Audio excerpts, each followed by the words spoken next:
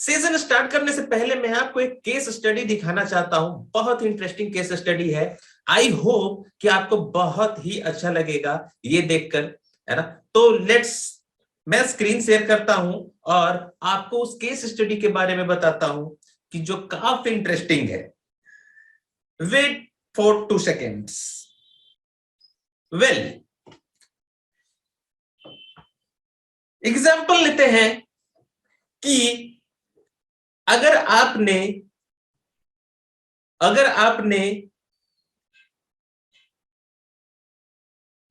5 लाख रुपए अर्न किए। कितने अर्न किए?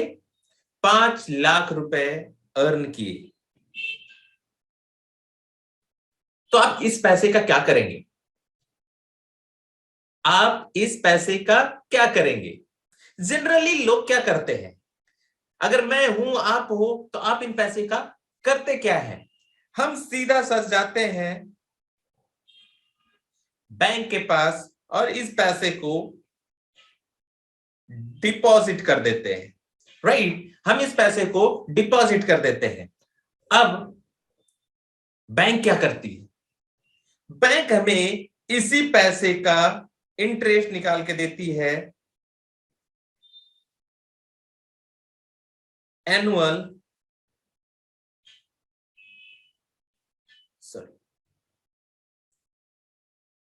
4%। राइट, बट इसके बिहाइंड भी ये बहुत कुछ करती है। ये तो हमें दे रही है, हमने 5 लाख रुपए रखे, ये एनुअली हमें इंटरेस्ट निकाल के दे रही है, पर इससे बिहाइंड यानी इसके पीछे भी ये क्या करती है?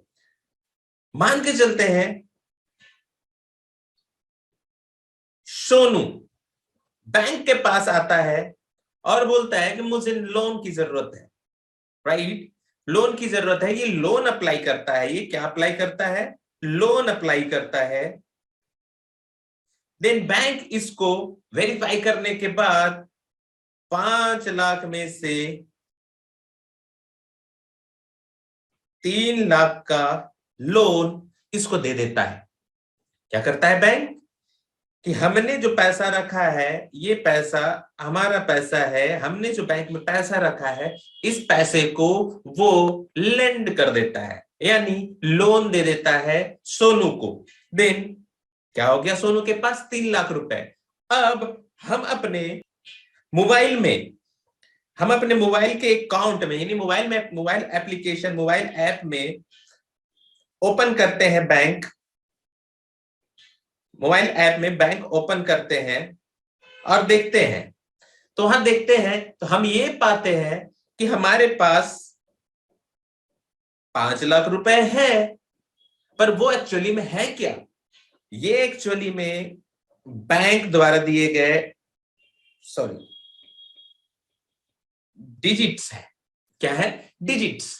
जब बैंक में हम पैसे देते हैं तो वो फिजिकली बैंक में जमा हो गए, पर मैं उसे अपने मोबाइल एप्लीकेशन में देख सकता हूं, वो डिजिट्स के रूप में देख सकता हूं। अब मैं किसी को पेटीएम करूं, फोन पे करूं, वो इसी डिजिट्स में से, मान के चलिए कि इसमें से हमने 10,000 खर्च किए, तो खर्च किए तो अब हमारे पास कितने बच जाएंगे? 4,90,000। ये डिजिट्स हमारे यहाँ, हमारे एप्लीकेशन से डिडक्ट होते हैं, कम जाएंगे, यानी वो हमारे बैंक से ट्रांसफर हो गया, उसके बैंक में वो डिजिट्स चला गया, यानी 10,000 का डिजिट्स जिसको हमने ट्रांसफर किया उसके पास चला गया। पर ये देखने वाली चीज है कि 3 लाख तो इसने दे दिया है, पर हमारे पास फिर भी 5 लाख है। 5 लाख हमारे पास फिर भी है, 3 लाख उसके पास है। तो क्या बैंक ने इसको 8 लाख ना बना दिया? बैंक ने तो इसे 8 लाख का बना दिया ना, जबकि बैंक के पास फिजिकल 5 लाख ही है। एक कॉन्सेप्ट समझिएगा इन चीजों के पीछे कि अगर आपका खाता बैंक में है तो आपके जैसे बहुत लोगों का खाता बैंक में होता है, और अगर वो सारे खाताधारी एक साथ बैंक पहुंच जाए और बोले कि हमारे अकाउंट में जो भी पैसा है, जितना भी अमाउंट है, वो हमें विड्रॉ करना है, हमें निकालना है, पता है बैंक क्या कहेगा? बैंक ये कहेगा कि अभी हमारे पास विड्रॉल के लिए इतना पैसा उपलब्ध नहीं है। हो सकता है कि कोई डिपॉजिट करे तो हम उस पैसे को आपको दे देंगे, और अगर फिर भी बैंक को वो सारा पैसा लौटाना पड़े तो बैंक दिवालिया हो जाएगा। क्या हो जाएगा? दिवालिया। क्यों? क्योंकि बैंक के पास 5 लाख है, हमने जमा किए हैं और उसने 3 लाख किसी को दे दिए, और मेरे खाते में 5 लाख है जो मेरे हैं, मुझे चाहिए। ठीक है, वो 3 लाख जब आएगा तब बैंक के पास आएगा, है ना, क्योंकि बैंक ने तो उसे एक गारंटी के तौर पे दिया है, 1 साल के लिए, 2 साल के लिए, जितने दिनों के लिए भी दिया होगा। अब वो अपने लिमिट टाइम के ऊपर ही उस बैंक को लौटाएगा। तो यहाँ पर क्या होता है कि अगर इस कंडीशन में बैंक के पास लोग पहुंच जाए और अपना पैसा डिमांड करने लगे तो बैंक बैंकरप्ट हो जाएगा। सेम सिचुएशन 2008 में अमेरिका का चौथा सबसे बड़ा बैंक लेमन ब्रदर के साथ हुआ। Same situation, lemon brother bank जो अमेरिका का चौथा सबसे लार्जेस्ट बैंक था, वो बैंकरप्ट हो गया, दिवालिया हो गया। कितने लोगों की नौकरियां चली गई, कितने लोगों ने सुसाइड कर लिया? सेम ऑफ कोर्स इसके, क्योंकि बैंक के पास इनपुट कम था। क्या था? बैंक के पास इनपुट कम था और उसने आउटपुट ज्यादा जनरेट कर दिया। आज गवर्नमेंट भी यही करती है। आज गवर्नमेंट भी यही करती है। क्या करती है कि जब जब पैसे की कमी होती है, लिक्विडिटी की कमी होती है, वो पैसे छापते जा रही है। पहले पैसे कैसे छपते थे? पहले हमें यानी बैंक को, मैं नहीं और आप नहीं, बैंक को, पहले बैंक को गारंटी के तौर पर गोल्ड देना पड़ता था, और जितने का वो गोल्ड देते थे उतने का प्रिंट होता था, है ना, उतने ही मनी प्रिंट होते थे। पर अब क्या है? अब ऐसा कुछ भी नहीं है। अब बिना गोल्ड के ही मनी प्रिंट किए जा रहे हैं, यानी जितनी मर्जी हो मनी छाप दो, और ये मनी, जितने मनी मार्केट में आते जाएंगे, यही रीजन है कि इन्फ्लामेशन इन्फ्लामेशन यानी मंदी बढ़ती जाएगी और रुपए का मूल्य गिरता जाएगा। राइट? क्योंकि इन्फ्लेमेशन रेट ही 5, 6, 7% का इन्फ्लेमेशन रेट चलता है, तो यानी हर साल आपका प्राइस यानी आपके पैसे का मूल्य घटता जाता है। अब एक कारण क्या हुआ था, 2008 की बात मैं बता रहा हूं। 2008 में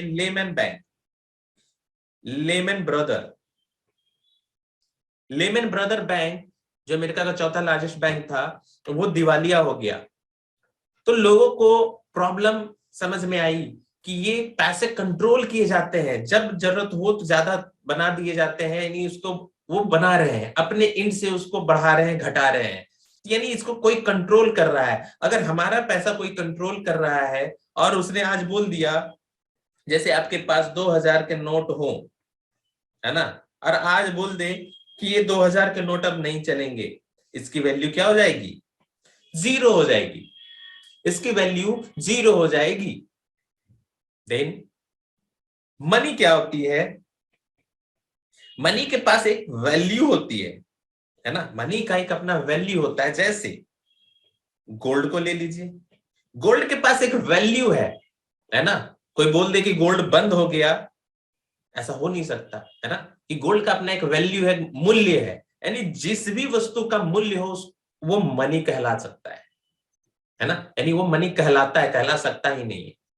अगर आपके पास कोई मेटल है, धातु है, महंगी धातु है, उसका कोई मूल्य होगा, आप उसको मार्केट में सेल करोगे, आपको वो मिलेगा, है ना, उसका प्राइस मिल जाएगा, तो ये मनी कहलाता है। तो यही रीजन था कि 2008 में रिसेशन आया था। आपने पढ़ा भी होगा कि 2008 में बहुत बड़ी आर्थिक मंदी से देश गुजर रहा था, इन सारे देश, क्योंकि अमेरिका की अर्थव्यवस्था कंट्रोल करती है सारे सभी देश के अर्थव्यवस्था को। तो उस समय 2008 में रिसेशन का दौर आया था। तो एक तरफ जहां रिसेशन आया था, वहीं दूसरी ओर कुछ लोगों ने इस रिसेशन का काट निकाला था कि अगर मनी कंट्रोल की जा रही है तो क्यों ना कुछ ऐसा बनाया जाए कि जिसको कोई कंट्रोल ही ना कर पाए, यानी डिसेंट्रलाइज्ड हो, क्योंकि मनी तो सेंट्रलाइज्ड है, कोई ना कोई उसको कंट्रोल करता है। तो उसी समय एक व्हाइट पेपर जारी हुआ था। मैं व्हाइट पेपर दिखाना चाहूंगा आपको डायरेक्ट गूगल पे। आई होप कि मेरी स्क्रीन आपको दिख रही होगी और स्क्रीन पर आप देख रहे होंगे गूगल के अंदर मैंने coinmarketcap.com खोल रखा है। coinmarketcap.com, ये coinmarketcap.com क्या है? एक वेबसाइट है जहां पर आपको सारी क्रिप्टो करेंसीज के बारे में मिल जाएगा पढ़ने को, कि हर क्रिप्टो करेंसीज का एक अलग फीचर है ना, अलग तरीके से वो बनाया गया है, वो कितना है, सारी जानकारी आपको यहाँ पे मिलेगी। तो मैं आपको लेके चलता हूं सिंपल बिटकॉइन के ऊपर। आप देख रहे होंगे बिटकॉइन, है ना, फर्स्ट वाला। तो बिटकॉइन का मैं आपको हिस्ट्री दिखाता हूं, हिस्टोरिकल डाटा। ये आ गए हम बिटकॉइन के वेबसाइट पे। आप यहां से किसी भी करेंसी के वेबसाइट पे जा सकते हैं, है ना, आप किसी भी करेंसी की वेबसाइट पे जा सकते हैं। जितने भी यहाँ पर क्रिप्टो करेंसीज है उसका हर एक का वेबसाइट बना हुआ है, हर एक का व्हाइट पेपर है। तो मैं आपको बिटकॉइन का व्हाइट पेपर दिखाने जा रहा हूं। ये बिटकॉइन का व्हाइट पेपर उस समय 2008 में जब रिसेशन आई थी, उसी दौरान ये व्हाइट पेपर जारी किया गया था। किनके द्वारा? सतोशी नाकामोटो के द्वारा। सतोशी नाकामोटो, जो कि एक अज्ञात व्यक्ति हैं, उन्होंने अपना पहचान छुपाया, बिना पहचान बताए हुए उन्होंने एक व्हाइट पेपर जारी किया बिटकॉइन के नाम से, एक peer to peer electronic cash system. इन्होंने क्या बनाया? इलेक्ट्रॉनिक कैश सिस्टम, जिसको कोई भी हैंडल नहीं कर सकता, एक ऐसा कैश सिस्टम कि जो इलेक्ट्रॉनिक माध्यम से चले, है ना, कोई बैंक, कोई थर्ड पार्टी, है ना, उसको कंट्रोल नहीं कर सकती। और इसमें इंट्रोड्यूस किया गया था सारी चीज की ये कैसे काम करेगा। ये देखिए, ट्रांजेक्शन के बारे में बताया गया था कि ऑनर कौन होगा, ऑनर्स फर्स्ट, उसके पास एक की होगा, वो ट्रांजेक्शन करेगा, यानी ब्लॉक के बाद ब्लॉक एक हैश कोड के साथ वो सुरक्षित किया जाएगा। ये ट्रांजेक्शन से रिलेटेड टाइम स्टैम्प सर्वर, यानी जितने भी तरीके के थे वो उन्होंने अपना इस व्हाइट पेपर में लिख दिया और उन्होंने बिटकॉइन के नाम से एक डिजिटल करेंसी बना दी। राइट, ये डिजिटल करेंसी बना दी। अब 2008 का वो दौर डिजिटल करेंसी का, बिटकॉइन का दौर था कि जब एक डिजिटल करेंसी लोगों के सामने आई थी। पर ये इतना आसान नहीं था, कि लोगों के लिए एक्सेस,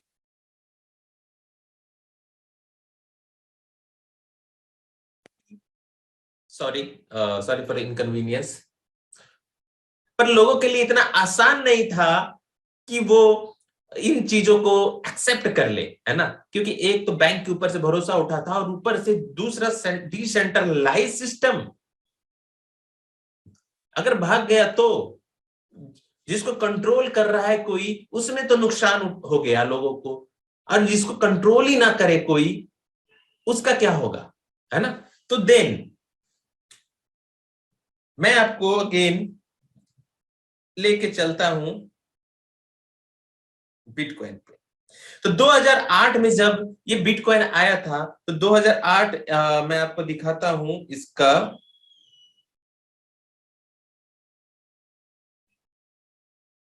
देन आपके सामने ये कुछ डेटा दिख रहे होंगे, है ना। एक्चुअली में और पीछे का डेटा है, पीछे जाने लोगों को तो बहुत टाइम लग जाएगा। देन मैं आपको दिखाना चाह रहा हूं ये कि जब 2008 में ये शुरू हुआ, तो 2008 के बाद ये करेंसी मार्केट में आई। लोग इसके बारे में जानना शुरू किए कि क्या है नहीं है, बट लोग एक्सेप्ट नहीं कर पाए इन चीजों को कि कैसे हम इसको एक्सेप्ट करें, है ना। तो लोग असमंजस में पड़े हुए थे कि क्या ये करेंसी हम माध्यम के रूप में यूज कर सकते हैं। कुछ देशों ने इसको एक्सेप्ट किया, है ना, धीरे धीरे। एक 2010 की बात है, 2010, अगेन मैं लेके चलता हूं आपको पेज के ऊपर। 2010, 2010 में क्या हुआ? एक व्यक्ति ने ट्वीट किया कि मुझे बिटकॉइन के बदले कोई पिज्जा दे दे। क्या दे दे? पिज्जा। उसने अपने रिक्वायरमेंट डाला कि मुझे ये पसंद है, मुझे ये पसंद है ना। और 2010 की ये बात मैं बता रहा हूँ, जिस समय इसकी कोई वैल्यू नहीं थी, बहुत कम वैल्यू थी इसकी, मान के चलिए ना के बराबर। तो 10,000 बिटकॉइन उस बंदे के पास थे, और उसने क्या किया कि ट्वीट डाला कि मुझे पिज्जा चाहिए।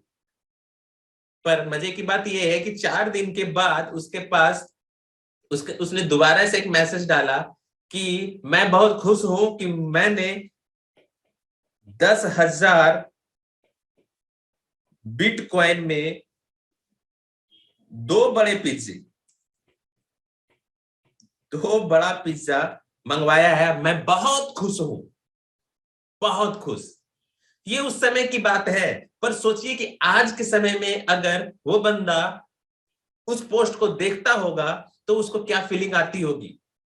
वो माथा पीटता होगा कि ये मैंने क्या कर दिया। अगर ये 10,000 बिटकॉइन आज हमारे पास होते तो हो सकता है कि वो उस एरिया का सबसे बड़ा आदमी होता, सबसे बड़ा।